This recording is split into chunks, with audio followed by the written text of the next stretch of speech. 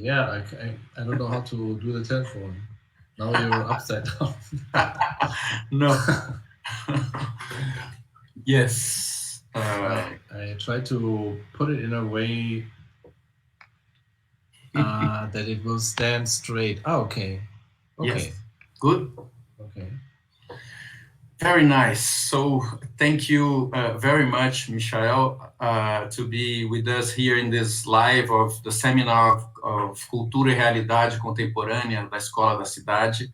I will introduce you in Portuguese, and after that we go back to English to our conversation, right? Yes.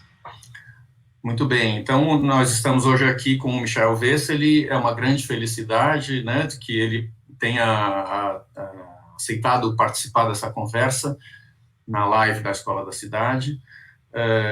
Essa é a última live desse semestre e nós retornaremos no semestre que vem com a continuidade desse programa de conversas.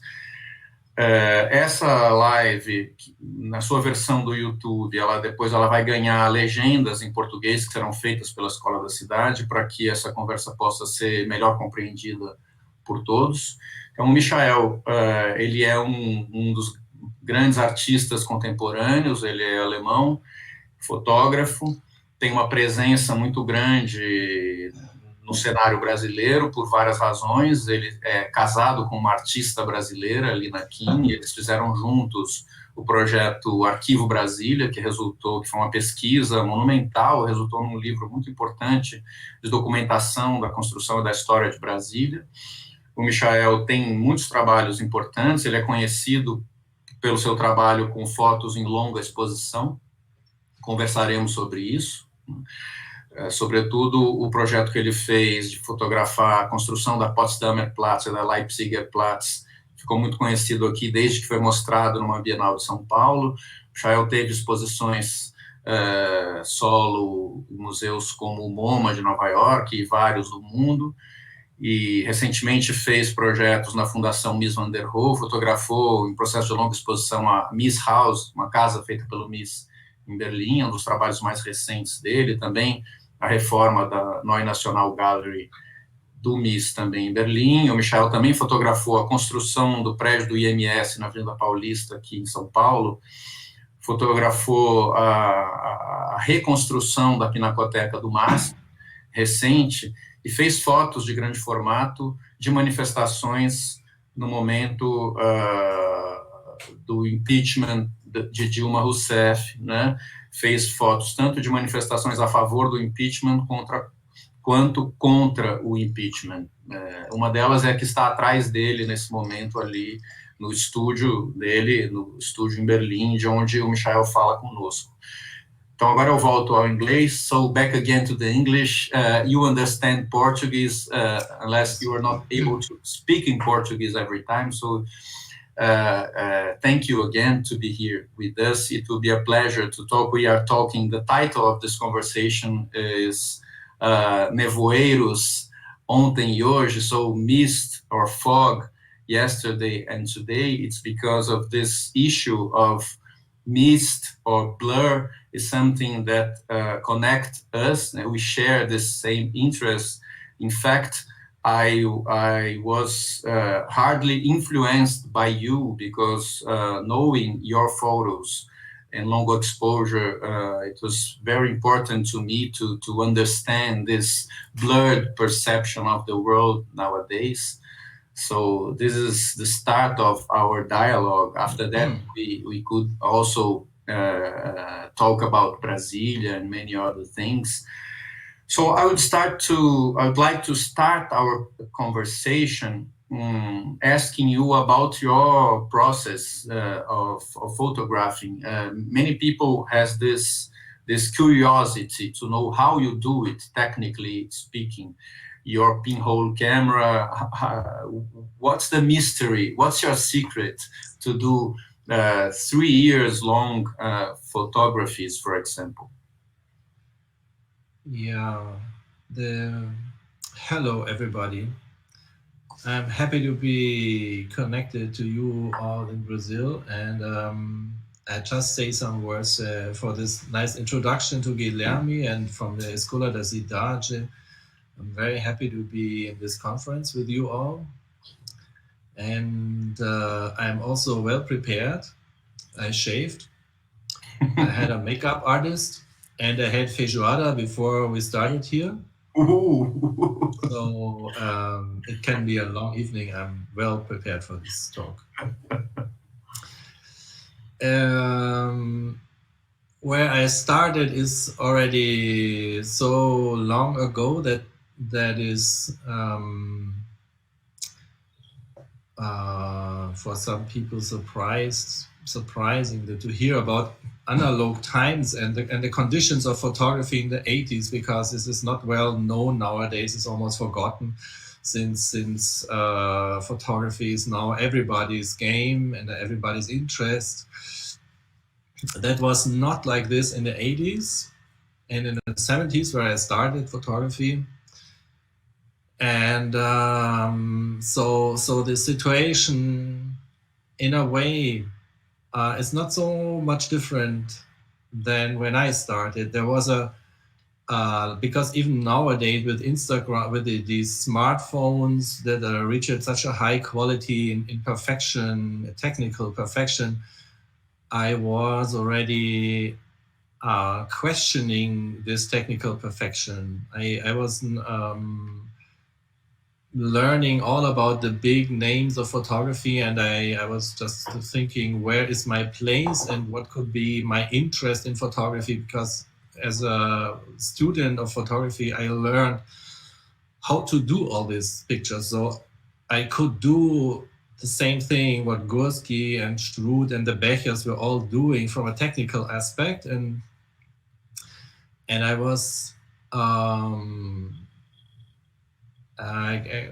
it's hard to say where this came from, but maybe I touch at the point of a perfection, and the more perfect something is, the more you reach the sort of a level of perfection, the imperfection gets more interesting. Or you can see it the other way around, that nature always had a certain point of imperfection that made things more perfect, because the last some percentage, they only are generated in your mind, in your head. And this interest, there's even this famous Namjoon Paik, the artist, said, if too perfect, God will be angry. And there are many examples in nature where the imperfection reaches a much higher grade of perfection than you can imagine. So including people questioning all the beauty queens over the last decades and always analyzing what makes them so special. And in many cases they found some imperfection, and the imperfection triggered the perfection. So the perfection maybe only exists in your head, in your imagination. And I was interested in the imperfection of the image, and I found very intriguing to follow or to go another way in photography, because I have to go back to a certain mindset from the 70s and 80s, where photography became very mobile with small cameras, with high-speed film, where photographers were more hunters, and there was little respect for the world. It was more about, I need to get this image. There was a hunting situation in photography. People were hunting, and I was not really willing to follow this approach in photography. I also tried, but then I realized that how can I grab some images from people on the street, for example, without saying thank you?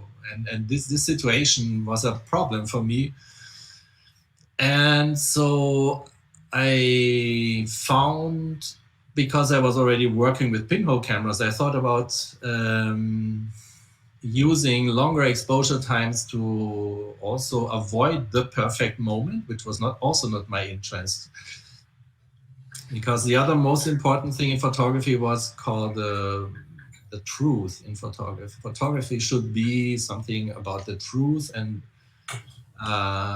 reality, but I was always not believing in this. I thought, okay, what is the perfect picture of Guilherme Wisnik now? If he's doing this, so how can I picture Guilherme Wisnik?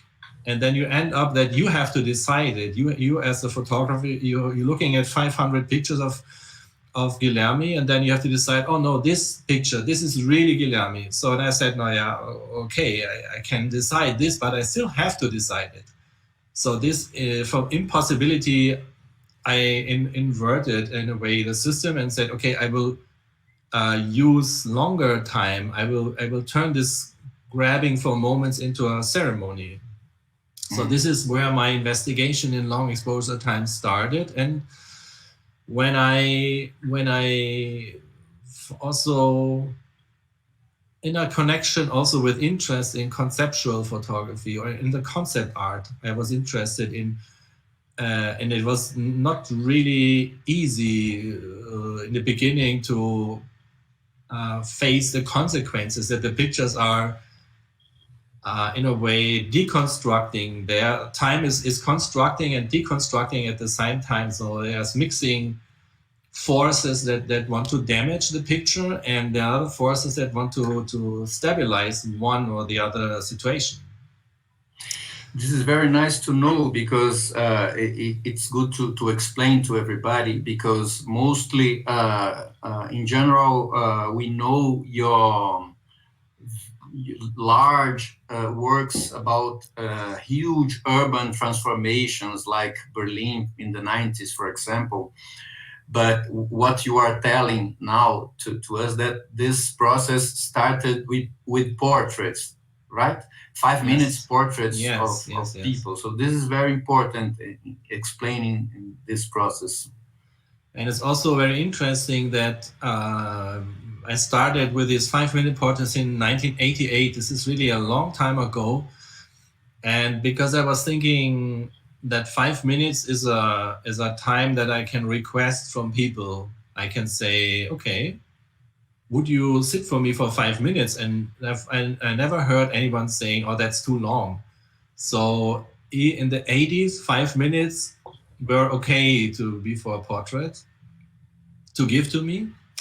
But since the 80s,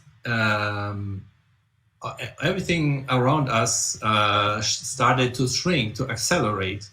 So if you think about a 5-week vacation, people will say, wow, you did how can you do 5-week vacation? Or I did a workshop, 5-week workshop. I will say, this is really absurd. How can you do 5 weeks, 3 weeks? I do a 3-day course, I do a 1-week course. So all our time accelerated so much, but these 5 minutes, they are still untouchable. So if I ask now for someone to sit for 5 minutes, 5 minutes in a way, they remain, surprisingly. Mm-hmm. And this explanation is very important, I think, in the sense of, because when we see these long exposure photos, we can think, okay, it's a technique, it's a special technique, and also is a poetic, and this is very important. It's a poetic of slowness and all of this, but it's also an ethic in the sense, I think, because of slowing down, creating this kind of ceremony, as you say. So you spend 5 minutes with me, and I spend 5 minutes with you in a portrait, for example. Yeah. So now in this situation, you create a kind of mood to be in dialogue, right? Yeah. So you share the authorship of the photo with the one who is being photographed. Yep. So this is very important in this sense. So it's sharing and creating dialogue. So creating possibility of listening to the other. So it's not an art that comes from an ego or comes from a special idea. And also you create a kind of, this tool is a kind of, you create a way to be blind in some sense. No? You don't control all the aspects of your photography. This is very important, don't you think? Yeah.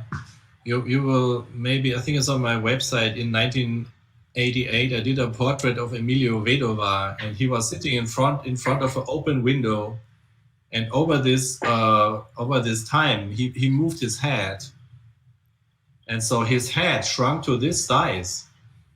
And when I saw the image, I was really shocked. I was like, oh my God, I have to repeat this because it's impossible. Emilio had almost no head. It looked like a Giacometti head. And then I said no. But first of all, he knew where he was sitting. He was intending something. And also that was my biggest first lesson in accepting images. So and this is also my fascination in this work, that I cannot really foresee what happens. The result is unpredictable in a way. Okay, I know the frame from here to there, but still, what happens in this frame is more, can compare maybe to John Cage in music. John Cage also said music for him is open a window. And there's a fantastic conversation. I really like this conversation with Morton Feldman and John Cage in the late 60s. And Feldman, they were talking about visiting beach in Coney Island, and Feldman was really bored with its radio recorders and all that noise, and he said he had to go back because it was impossible to enjoy the beach. And then Cage he added to this comment, because it was right after he performed his piece for 12 radio recorders. Then he said just, well, I would think, wow, they're playing my music. So. And this is maybe the difference between classic photography, Feldman in his way, contemplation, and talking about the dynamics of music, a longer tone, a shorter tone, very strong and minimalistic compositions. And he was, of course, he's controlling all details. And Cage, in this sense, he's not controlling anything. He just gives free space to the world to enter what he's called composition.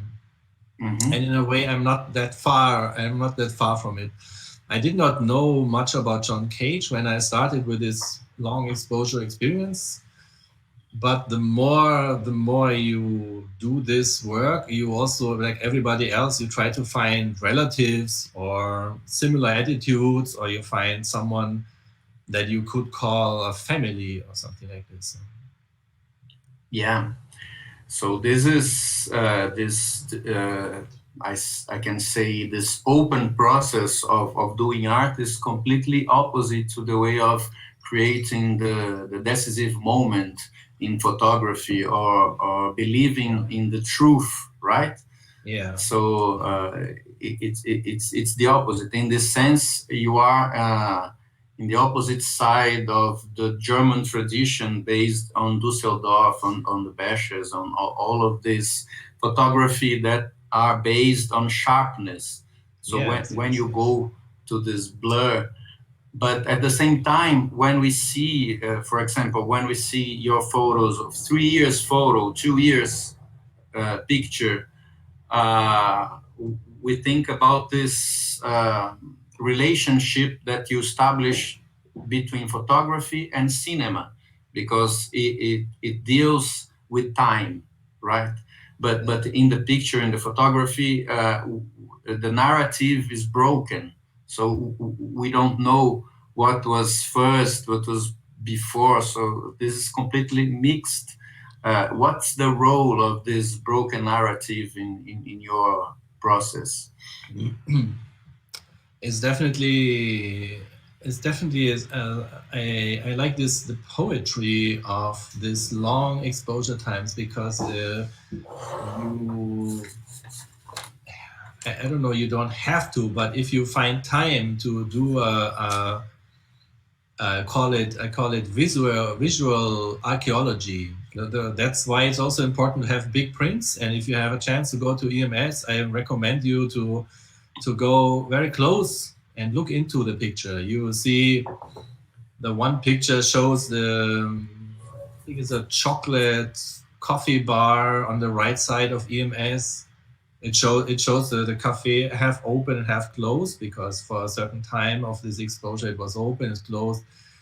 And the pharmacy next to it, they changed the logo, and there's the Aurelion, this big phone booth was removed. So there are always a lot of traces about how time is invading the picture.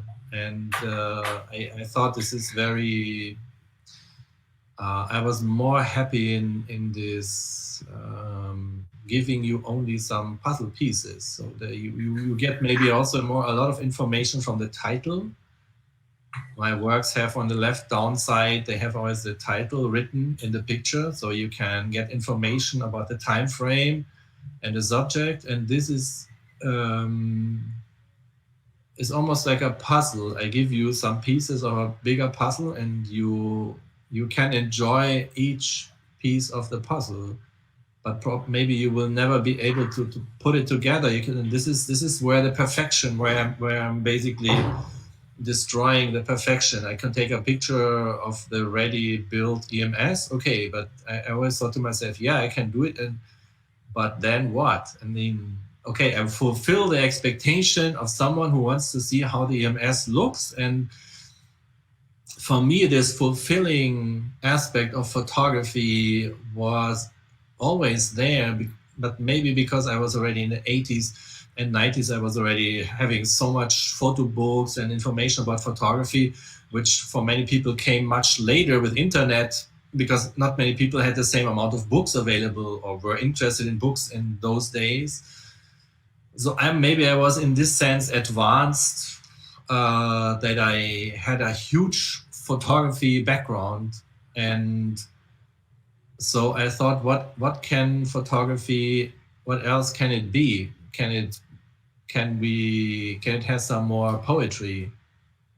And this is, for example, when you look into cinema, older movies, they don't show the killing, they don't show the crime, they only indicate it. And this was a fascination also. And I followed this over the last centuries, where this was given up more and more, that you almost have a camera and a bullet flying through someone's head, as if this would be the last challenge for cinema. Yeah?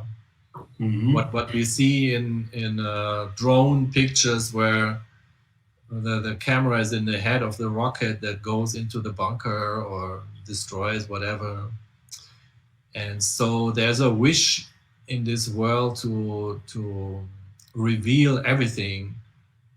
And I remember Tarkovsky talking in his last movie. He's talking about that scientists they're using the microscope as a weapon, which is in a way a very poetic way how to squeeze the last thing out of this world, to get into last secrets of everything. And there are some secrets that he will never reveal. And I think it's very important to have a certain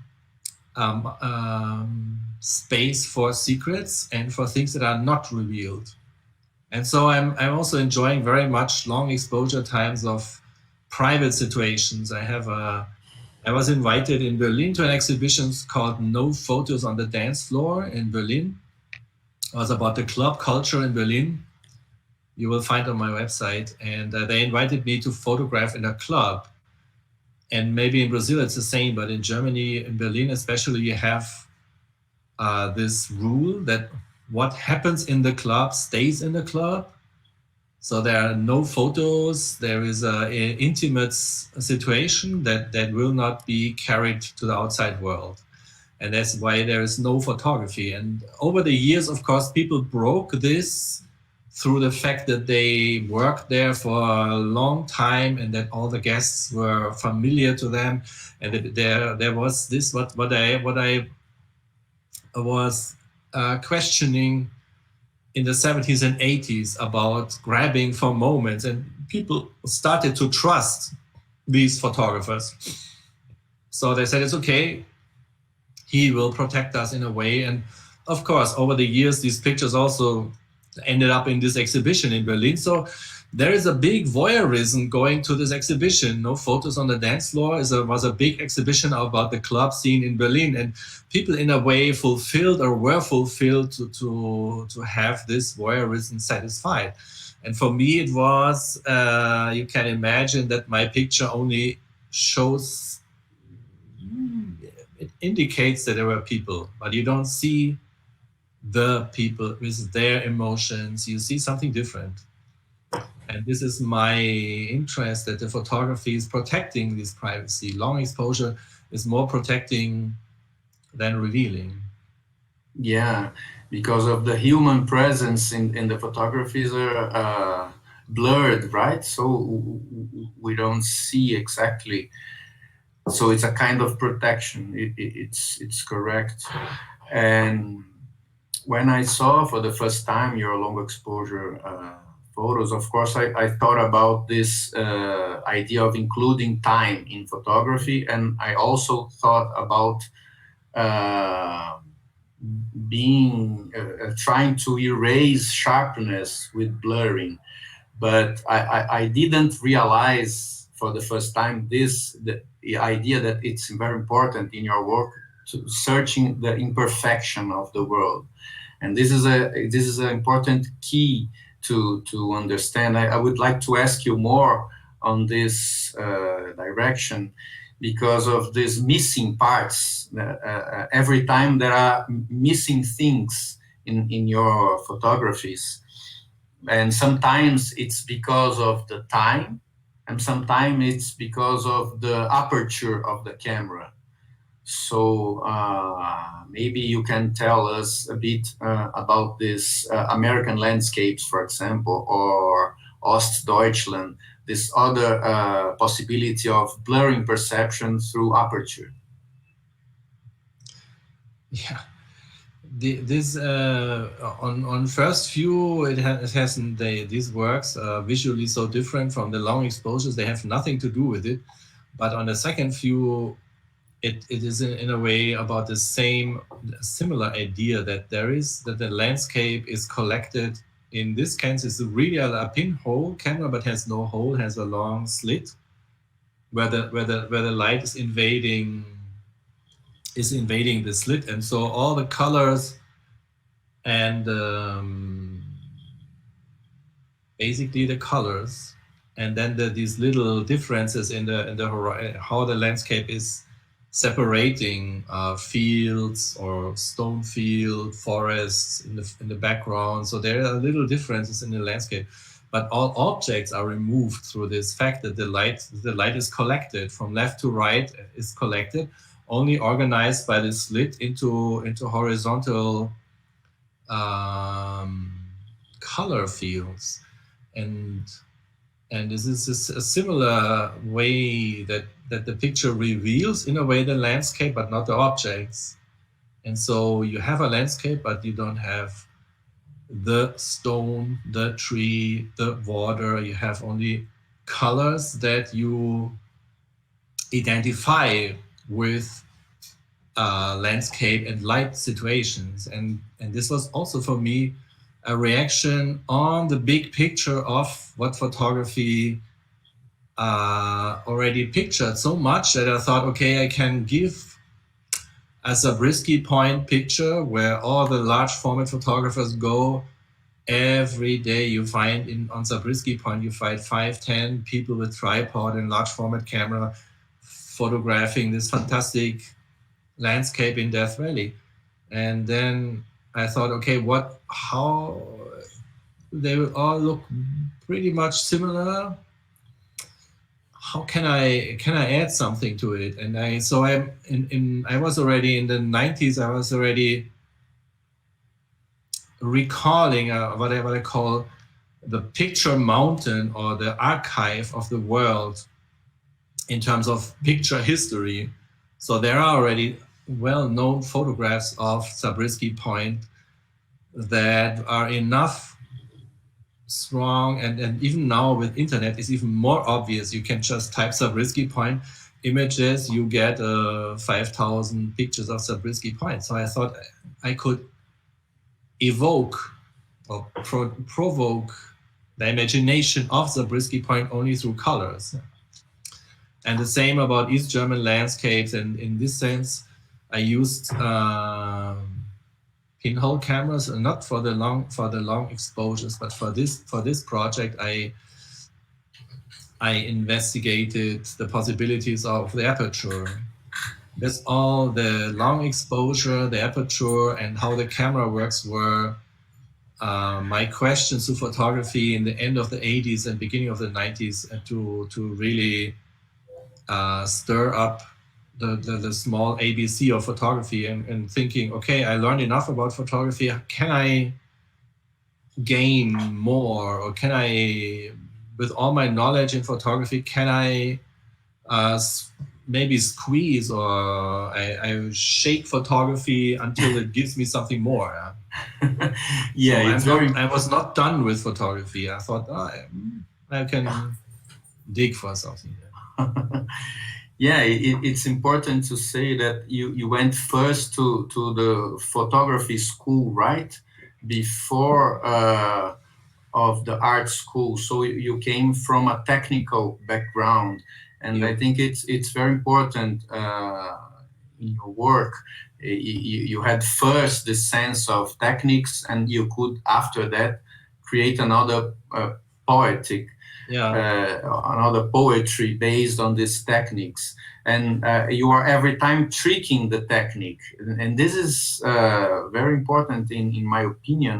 Maybe you could tell us more about your work, Salzburg 1990, because this is fantastic, this work, I think.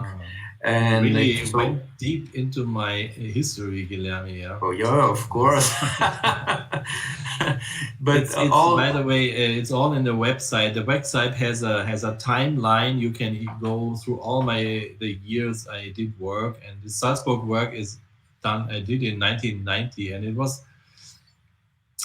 quite interesting. There were some little stories happening around this work, because I was a student in Salzburg summer school, and several times already. And in 1990, there was a jubilee year of Mozart, and the city had so many tourists, and everybody was clicking and taking photographs. And this was already an absurd moment about photography, way before it became so popular with digital and smartphones and everything. So the photography world was really in Salzburg, and I was a student there, and I was thinking, what could be an appropriate reaction to that? And I had the impression that the people were missing the point. They were taking so many photographs that they could not enjoy, they could not see, there was not really a sensitivity for the place, because everybody was busy hunting the key pictures and so on. And then I thought, okay, I will. And there was also the other thing was that in those days there was a new book, and you should maybe you know Flusser very well, because he was teaching in Brazil.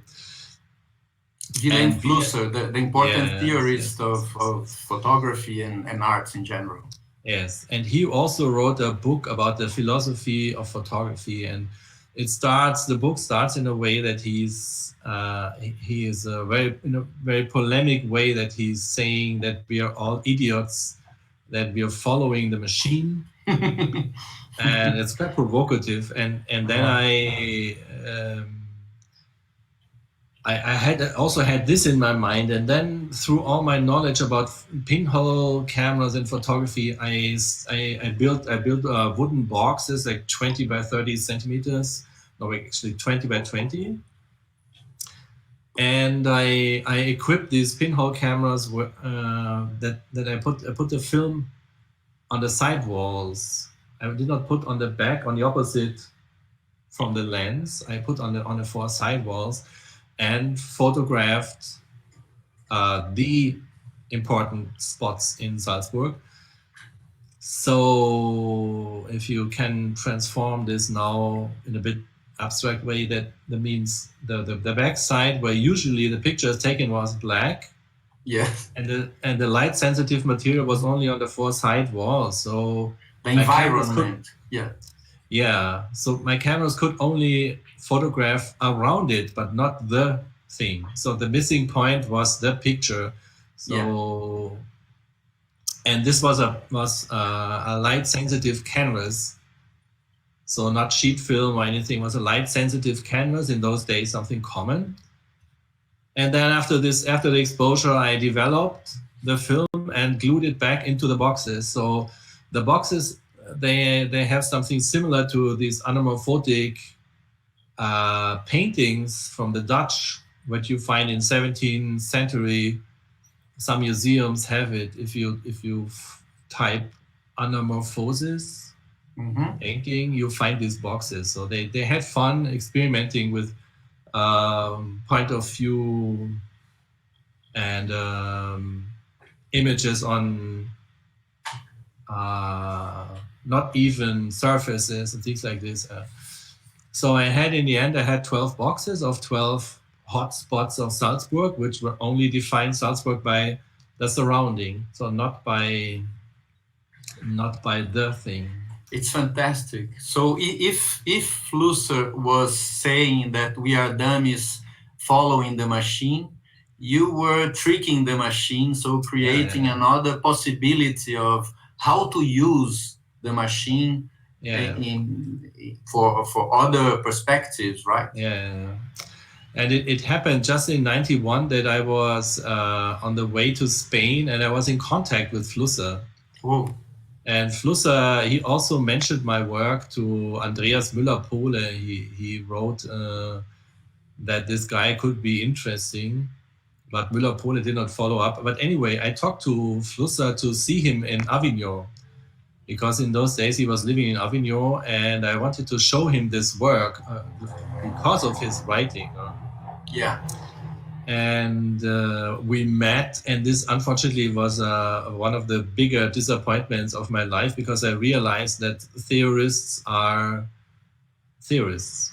If you show them something real, then for him at least it was not really, he could not handle that there was an answer or someone that made something that had a lot to do with what he was proposing, but then I was in a way bringing the proof that the camera can be tricked, but then he was not interested in that. So it was a disappointing meeting, because I was a young man and enthusiastic about this work, and he was only talking about his eye surgery that he had, and it was so fantastic what he could see, his eye background, and he was really not in the mood to talk about anything about this work. Yeah, but please don't generalize, because it doesn't happen to all the theorists, right? No, but because maybe he was so famous, I was definitely quite proud to meet him and showed him whatever, and he, for him, was just nothing. So I forgave him. But it's a good story, and I also would like to ask you about because your work goes to slowness, right? So and everything around us, the capitalism, the art world, pushes us to speedness, to velocity, to do things. So what's next? And so how do you feel in this sense? Is it hard to work with slowness in a very speed world, or you are okay with this gap?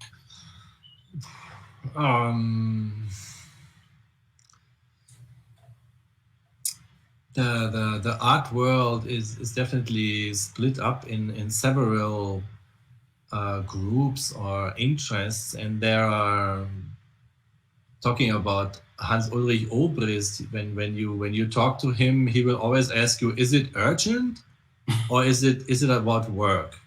And so some artists, they have an idea to give instant reactions to anything that happens in the world. So this is what you all find on Instagram. Just think about all the polemic pictures from Trump and anything that happens in the world. There's an instant reaction to all sort of things that affect our own life through politics or all the circumstances in geopolitics and so on. And artists, of course, in their sensitivities, they are in this mood to give a picture about a situation that could almost be something almost in a way overdrawing the situation or giving a note. And this is completely legal and important, because some people will continue thinking more what to do, and this is something to be considered, how to move on. But this is one thing, and this is one legal aspect of the art world. And of course, I also enjoy this, and it's not that I'm think this is something not interesting. It's important, and this line is something, but my line is in a way a bit different. Right? But you see these pictures from Sao Paulo, from the impeachment, for example. I give importance to these things that happen in the world, but just in a different way. And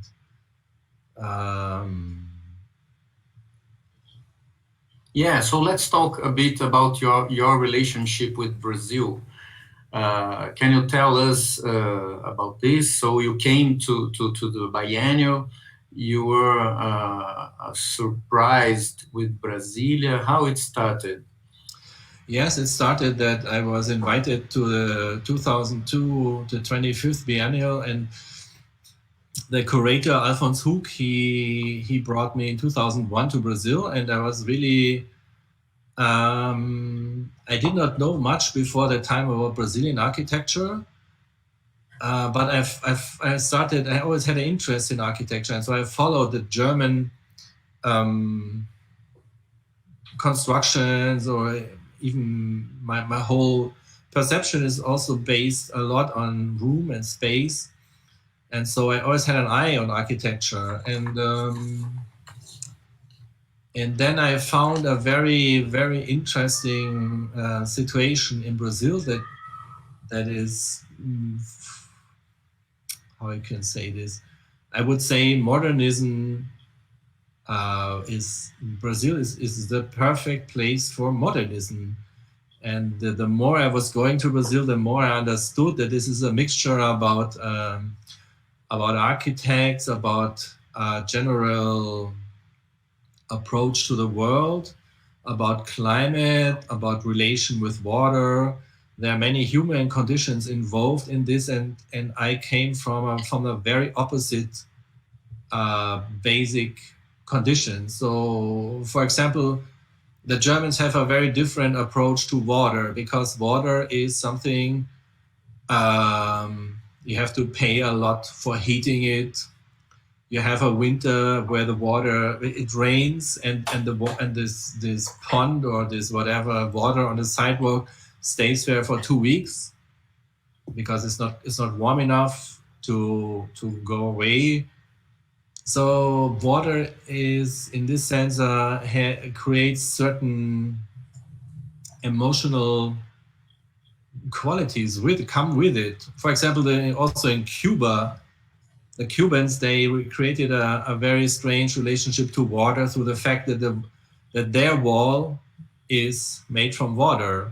It's they are isolated. What the East Bloc had in a real wall, a division, borderline, they're having in the water that separates them from the rest of the world, and they don't like it, and they developed a certain uncomfortable situation with water.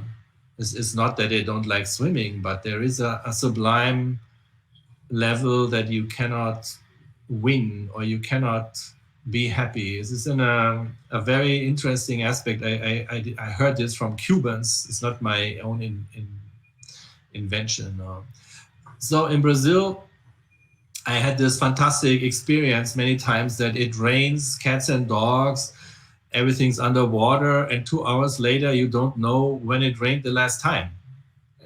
And so water comes and goes, and in Brazil this is a very fantastic situation. So and also think about a concrete bench. A concrete bench is something pleasant because usually it's too hot. You sit on a concrete bench, the bench is cooling you. But in Germany it's usually too cold. You sit on a concrete bench, you get a kidney infection. So worst case. But this. And or you enter a semi-open area, and from my perception this is never really interesting because it's windy, there's always some water, and in the water there's dirt, leaves, and all these things. And then when they have the same situation in Brazil, it's on the contrary, pleasant, windy, gives a bit of cooling. So, and so on and so on. There are a lot of details that are completely on the contrary. For example, when you enter Congresso in Brasilia, you drive down to the lobby entrance of Congress, and I was first time in a taxi there, and I thought to myself, oh, this is not really an interesting place. But then you arrive there, because in Germany is the place where the water goes and stays, and the leaves, and Hausmeister have the cleaning problem to always keep it in a way nice, and it's too cold, too windy. And there is on the opposite. It's a very pleasant, windy situation. Of course, no water, no dirt in this sense. So many details in architecture are completely on the contrary, and I loved it very much. And I also loved the openness of the Brazilians. They are way more open to risk. There's in a way something that I have as a big problem in Germany in architecture, that everything has a regulation. The stairs have to be this and this high, cannot be this and this high because of children, because of old people. So there is a lot of consideration for possible fear, threat, damage, and so they. And in Brazil, I found this very courageous. For example, FAO is a very courageous place, having no border to fall down in the court, in the lobby. The Faculty of Architecture in USP, right? I'm still surprised how this is defended, because I have here in Germany too many strange discussions that something is too risky and this is risk. So the Germans are very much afraid of risk. Okay, it has both, has the good and the bad sides, but in architecture, there is definitely the idea to protect humans from themselves, about their own stupidness. So the fence has to have, the bars have to have the distance that a small child could not pass their head through, and all sort of thoughts about how to avoid stupid people from hurting themselves. And okay, but everybody in Brazil has other experiences too. They could say, why don't we have a bit more safety? Everybody has someone that fell down a stair or fell down somewhere, broke himself something, or even killed himself through the fact that there's no protection. Yeah, so there has both sides, and I would not say that it's good or bad, but in those days when I came to Brazil, I really admired this. I call it open shield. You're open. You have to use your senses. You cannot be the dumb ass that walks somewhere and says, "Oh, sorry." So no, okay, you have to look and move properly. And what are your favorite buildings or spaces in Brasilia? Because of this long process of researching, you and Lina King, you did it together for many years. So I would like to ask you, what are your favorite buildings, and what was the biggest surprise for you in this process of bringing to light this hidden material, all these photos? The Arquivo Brasilia, yeah. One of the most fantastic buildings in Brasilia is definitely Itamaraty Palace, and the roof garden with burle Marx gardening details. This is a very interesting, because it's a very horizontal place, and I had the impression that it's a place to think very well. It was but so maybe Bolsonaro should spend more time there. I don't know, but maybe someone like him would not have any idea there how to think better. No? Yeah. It gives for me this horizontal gesture of this low ceiling and the broken roof, and of course this beautiful staircase. I love this staircase. This is really fantastic, and also it was just fine. I found out that it's very, very interesting, the mixture or the teamwork that was happening in Brasilia, because there was not only Niemeyer, there was Athos Burkau, there was burle Marx, and they played a ping pong there together in a very gentle way, doing cooperations, and it was, for them, it must have been a paradise to work there in the late 50s and beginning of the 60s. So also the early super quadras, the 308, where burle Marx did the gardening, are also fantastic places. And yeah, when you discovered Brasilia, right? Had you before an experience with this Hansa Virtel, Niemeyer's building in Berlin? Was it important for you before of going to Brazil or not? No, it was not important, and I think it's a complete failure. It's the same failure than the German embassy in Brasilia. That Hans Scharoun, who did the German embassy in Brasilia, he had no idea about any climate condition. His only thought was that there is more rain in Brasilia, so the hoses for the water must be a bit bigger. But this is a very naive way of getting information about something to use in a place that is not really appropriate for his idea. And also Niemeyer, he did a housing complex, but it is such a bad. It is the building for the wrong climate. He built something that looks like could be part of a super quadra, with pilotis and the entrance, and next to the elevator, you're only standing there, and you always think, oh my god, it's so cold here, it's so windy. Because in Germany you have 300 days out of 360 are windy and too cold for what he made there. So it's a bit disappointing that Niemeyer also, like Scharoun, they both had no information, maybe also no interest. They thought, I will do something what I always do.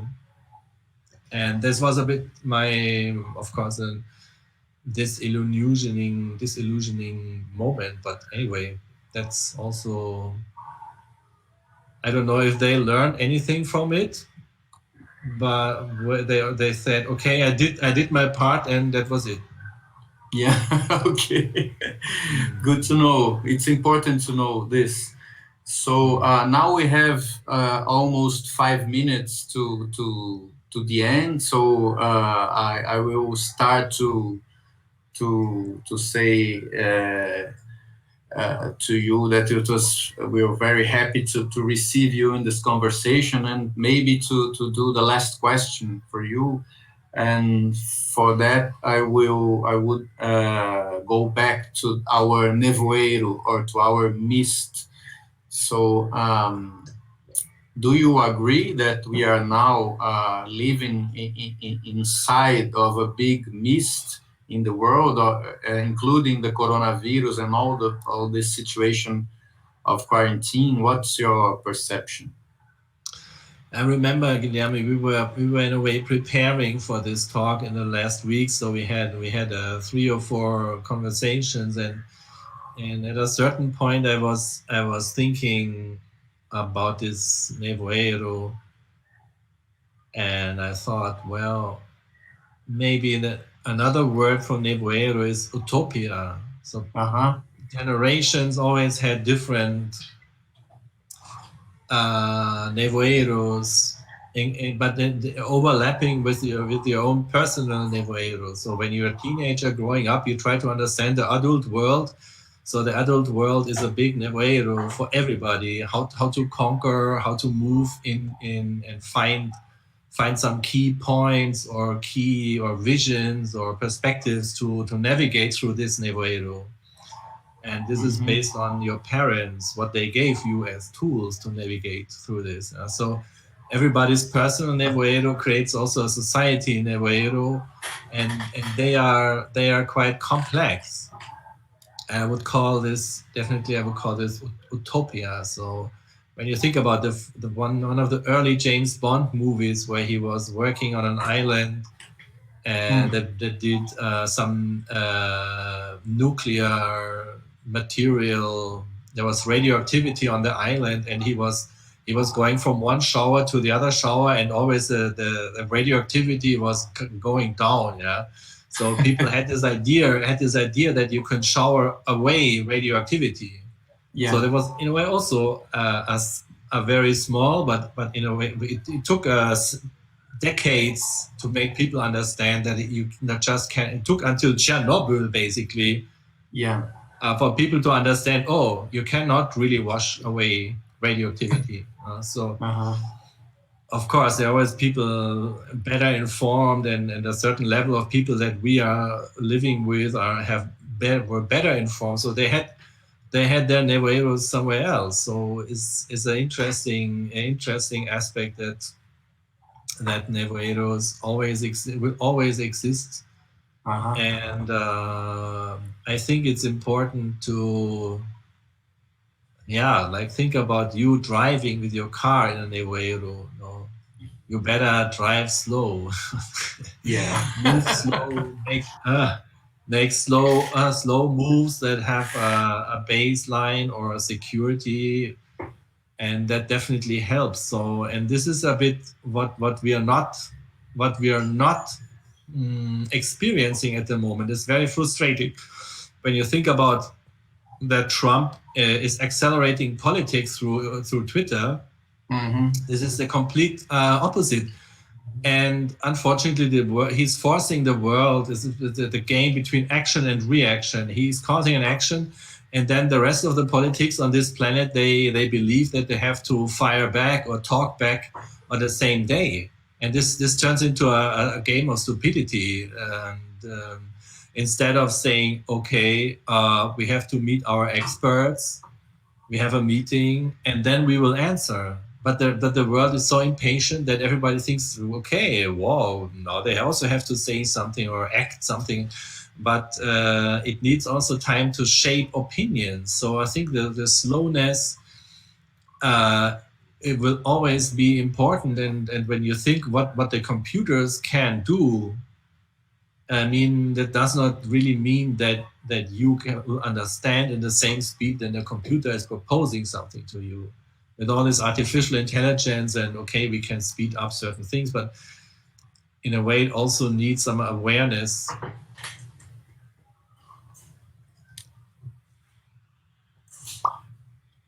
Michael, let's go back. Yeah, it finished. Uh, There was a fixed time. yeah, but let's finish it in YouTube. So please finish your thinking.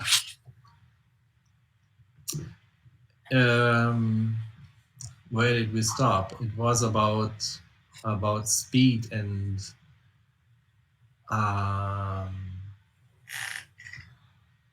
think definitely you need to sleep over certain things. You need to sleep and think and sleep again and think and let things grow. Decisions in a certain point you have to make a decision, but the decision also has to be mature and it needs time.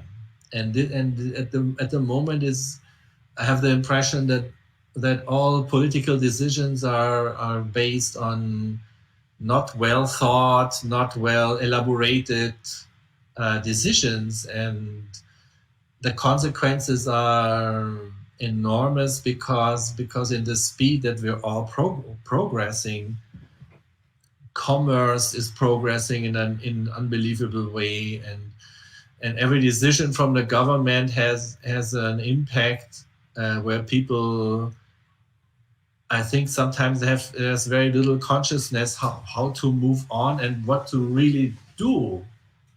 And I'm quite, I don't have to be a politician to guess that a world that gets more and more complex is not really helpful when the kids go less and less years to school. I think it's on the contrary. The more and the older you will get, through health condition, through nutrition changes, you have a probability to get 80, 90 years without a problem. And then you live in a world that is more and more complex, and the students, they should all leave school after 15 years, with 15, 16 years. I think this is just not the right way to create a responsible society, or to create a conscious generation. Instead of this, they just have to follow economy, and I think this is not really helpful. So time is important also to think about how we want to live in which environment and what planet this should be.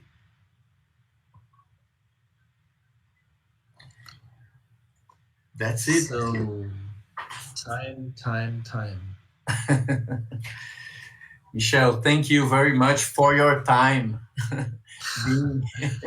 Thank you all for listening and following. I have no idea who else was here in this group, but it was nice, and I hope we can do this one day in Sao Paulo in real life, and having drinks afterwards without